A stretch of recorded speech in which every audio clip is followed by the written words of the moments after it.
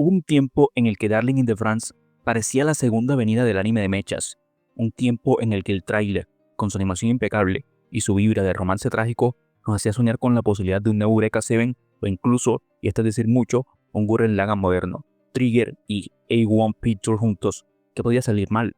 Visualmente, el anime tenía toda la pinta de ser una joya, un diseño de personajes atractivo, batallas entre robots con una estética llamativa y una waifu que parecía lista para reclamar el trono de Best Girl del año. Zero Two, con su cabello rosado y actitud de femme fatal rebelde, fue prácticamente creada en un laboratorio para generar fanarts y cosplay en masa. Internet no tardó en convertirla en la reina de las redes, mientras el anime nos prometió una historia profunda sobre el amor, la humanidad y la lucha contra un enemigo misterioso. Además, el concepto tenía potencial, adolescentes piloteando mechas en pareja para salvar a la humanidad en un mundo posapocalíptico, con una capa de metáfora sobre las relaciones humanas y el crecimiento personal. Todo indicaba que Darling in the France está destinado a convertirse en un clásico moderno, el tipo de anime que veríamos en la lista de top 10 series que redefinieron el género durante la próxima década. Pero qué ingenuos fuimos, porque lo que empezó como una serie con una premisa sólida, personajes intrigantes y un diseño de mundo interesante, se transformó en un accidente de tren a cámara lenta, donde cada episodio parecía decir: ¿crees que no podemos ir a peor? Sujétame la cerveza. De la promesa de una historia épica, pasamos a un desfile de decisiones cuestionables, simbolismo barato y un guión que, en lugar de evolucionar, decidió atropellarse a sí mismo con la misma violencia que sus mechas. Así que acompáñame en este viaje entre por las grietas de esta superproducción y analizamos cómo Darling in the France pasó de uno de los animes más esperados del año a una de las excepciones más grandes del anime moderno. Cuando Darling in the France comenzó, su premisa era intrigante. En un mundo posapocalíptico donde la humanidad vive en enormes fortalezas móviles llamadas Plantations, los adolescentes son entrenados para pilotar mechas en parejas, hombre-mujer, y luchar contra misteriosas criaturas llamadas Claxosaurios. Estos niños soldados no tienen recuerdos de una vida fuera de su deber, ni entienden conceptos como el amor o la familia. En medio de este escenario, conocemos a Hiro, el típico protagonista con crisis existencial, y a Zero Two, una piloto mitad humana, mitad claxosaurio, con la fama de devorar, metafóricamente, a sus copilotos. A primera vista, esto suena como una mezcla entre Neon Genesis Evangelion y Gurren Lagann, con una pizca de Eureka 7, un mundo distópico, batallas emocionantes y un romance central que prometía explorar temas de identidad, humanidad y la naturaleza del amor. Hasta ahí todo bien.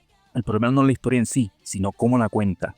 Los primeros episodios hacen un trabajo decente estableciendo la dinámica entre Hiro y Zero Two, así como la naturaleza opresiva del mundo en el que viven. Se insinúan preguntas interesantes. ¿Por qué los niños son tratados como herramientas? ¿Quién está realmente detrás de este sistema? ¿Qué son los clasosaurios? ¿Por qué la sociedad adulta parece haber perdido cualquier rastro de humanidad? Pero en lugar de explorar estas cuestiones con profundidad, el anime prefiere centrarse en sus metáforas sexuales de secundaria, porque claro, aquí los mechas, llamados Franz, solo pueden pilotearse en una posición tan sutilmente simbólica que haría sonrojar a Freud. Y mientras algunas historias pueden aprovechar este tipo de simbolismo para desarrollar sus temas, Kill la Kill, por ejemplo, lo hace magistralmente con el fanservice como metáfora de la liberación personal. En Darling in the France parece más un truco barato para llamar la atención. El primer acto se sostiene sobre la relación entre Hiro y Zero Two, pero el resto del elenco se siente como un catálogo de clichés de anime. El chico rudo pero de buen corazón, la chica tímida que nunca se atreve a confesar sus sentimientos, el tipo obsesionado con su crush que nunca tendrá una oportunidad.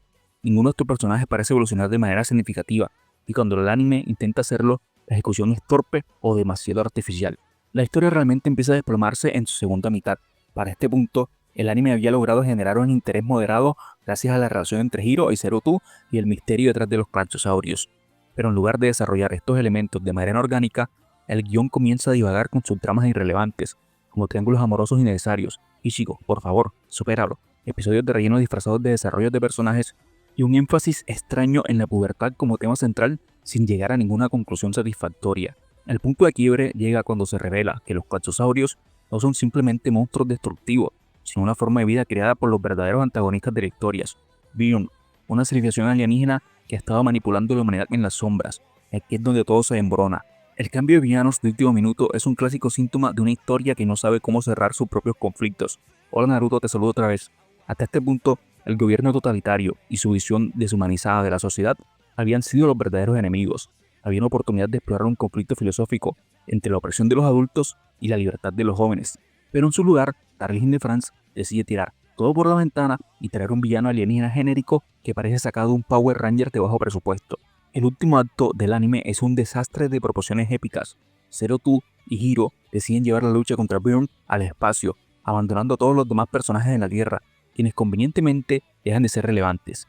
El anime intenta vendernos un gran sacrificio emocional, pero para este punto, el guión ha hecho tan poco para desarrollar su mundo y sus conflictos que la batalla final carece completamente de impacto. El golpe final viene con la conclusión más anticlimática posible. Después de derrotar a Bjorn, Hiro y Zero Two mueren y reencarnan 1000 años después como niños en la Tierra, porque supongo que el guión necesitaba una excusa barata para un final agridulce. Mientras tanto, la humanidad reconstruye la civilización, los clatosaurios desaparecen y nadie vuelve a mencionar la guerra intergaláctica que casi los destruye. Moraleja, no tenemos ni idea. El anime nos quiere vender la idea de que todo se trataba del amor y la conexión humana, pero el desarrollo de estos temas es tan superficial que al final se siente como una conclusión prefabricada, diseñada más para generar un impacto emocional barato que para cerrar los temas de la historia de manera satisfactoria. Si Darling in the France hubiera mantenido el enfoque en su mundo distópico, sus personajes y el misterio detrás de la humanidad, podría haber sido un anime excelente. El anime tenía potencial para explorar temas profundos sobre el control social, el libre albedrío y el significado del amor en una sociedad que ha olvidado lo que significa ser humano. Pero en lugar de eso, la historia se tambalea entre triángulos amorosos sin sentido, simbolismo sexual mal ejecutado y giros de guión absurdos. En su desesperación por ser algo más grande de lo que realmente es, el anime termina traicionando sus propias ideas y entregando un producto que, en el mejor de los casos, es una decepción, y en el peor, una lección de cómo no escribir una historia. Y lo más trágico de todo, estoy seguro que en Sin Lugar nos hubieran dado una serie de 24 episodios sobre Zero Two comiendo dulces y siendo caóticamente adorable, probablemente habría sido una experiencia mucho más gratificante. Si hay algo que Darling in the France logra con maestría es engañarte. Al principio parece que estás viendo algo épico, una historia de amor trágica en un mundo distópico con mechas, acción y drama. La animación es sólida, el diseño de personajes es atractivo y la química inicial entre Hiro y Zero Two es lo suficientemente buena como para mantenerte interesado. Incluso el misterio sobre los clatosaurios y la sociedad opresiva insinúa que podríamos estar ante una narrativa profunda y bien pensada.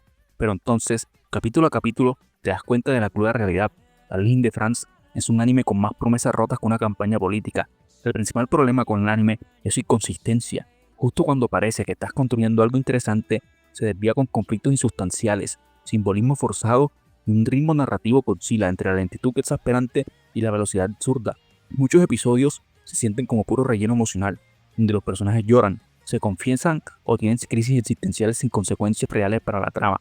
Y cuando por fin la historia decide avanzar, lo hace de manera tan torpe que cada giro argumental se siente como un golpe en la cara. Ahora bien, ¿hay algo rescatable? Sí, pero no lo suficiente como para salvar el desastre general. La animación, especialmente en los primeros episodios, es llamativa, aunque el diseño de los mechas es ridículamente extraño. ¿Por qué parecen mujeres en poses provocativas? Las secuencias de acción pueden ser entretenidas. Zero Two, a pesar de estar atrapada en una historia sin sentido, sigue siendo un personaje carismático que, en otro contexto, habría funcionado mucho mejor. El problema es que estos aspectos positivos quedan enterrados bajo montañas de malas decisiones. El guión está tan mal estructurado que lo bueno del anime se vuelve irrelevante. Los momentos emotivos pierden impacto cuando los personajes se sienten artificiales. El romance, que debería ser el corazón de la historia, se ve afectado por el desarrollo errático de Hiro y Zero Two, y el final, bueno, ya hablamos del final, sigue siendo un insulto el tiempo invertido en la serie. En resumen, Darling in the France es frustrante, no porque sea el peor anime jamás hecho, sino porque tenía el potencial de ser mucho más. Es como un plato gourmet que después de la primera mordida descubre que está crudo por dentro y tiene demasiada sal.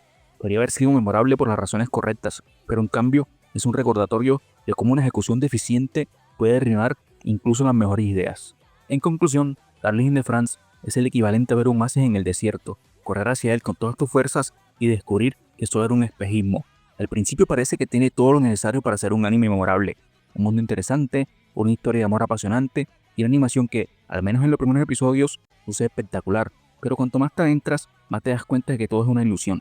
Lo que pudo haber sido una exploración profunda sobre la humanidad, el amor y la libertad, termina convirtiéndose en un collage de as inconexas, simbolismos baratos y giros argumentales que parecen sacados de un fanfic escrito a las 3 de la mañana. Los personajes en su mayoría se quedan atrapados en clichés, el guión se desmorona conforme avanza la trama y el clímax es una parodia de la épica que intenta alcanzar. Claro, hay quienes lo disfrutan por su romance o por el carisma de Zero Two, y eso es válido, pero no nos engañemos, una historia no se sostiene con un solo par de elementos rescatables. Darling in the France no es una serie horrible, pero tampoco es buena. Es un anime que juega con tus expectativas, te promete el cielo y al final solo te deja con las manos vacías y una sensación de haber sido engañado. Y bueno gente, eso fue todo, espero que les haya gustado. Si te gustó esta review y quieres más análisis de animes, suscríbete porque se vienen cosas muy interesantes. Déjame un comentario con tu opinión y dime qué otro anime te gustaría ver en el canal. Si te gusta el contenido, apóyame con un like. Así sabré que quieres más reviews como esta. Nos vemos.